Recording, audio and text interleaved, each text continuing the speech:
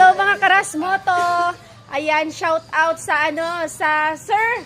Halika po, sir. Ito yung Sigma 250 ng Rusi.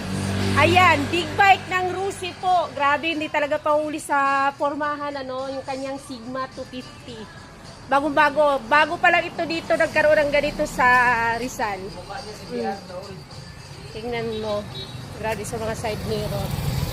Oh, ganda. First, at ang owner nito ay si Sir. Sir, paano mo naparating dito itong Itong... Pa-order yan, ma'am. Ha? Pina-order. Order sa office ng Rusi. Halimbawa, may mga taga dito po na gustong umorder nito, pupunta lang dyan.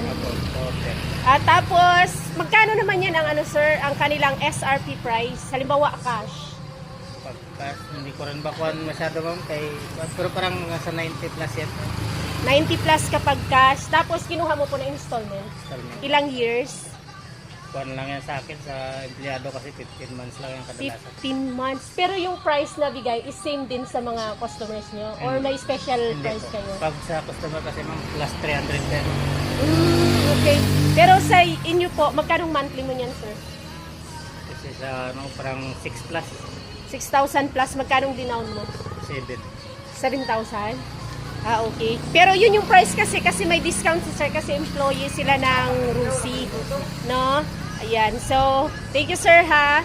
Ayan, sa mga gustong order, punta lang dito sa office ng Rusi. Yan. Dito sa bayan ng Rizal. Tingnan nyo yung Sigma niya. Tingnan natin closer. Bagong Sigma. Ay, matagal na. Sigma 250. 250. Big bike. Kuha din talagang kiliti ng big bike.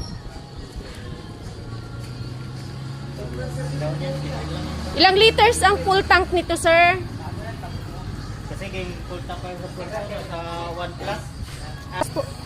1,000 King gasolina ko dyan, mga 1,000. pesos. Mga ilang liters kaya yun? Ilang liters na yun, 12 yata yan. Laki din talaga ng tangke.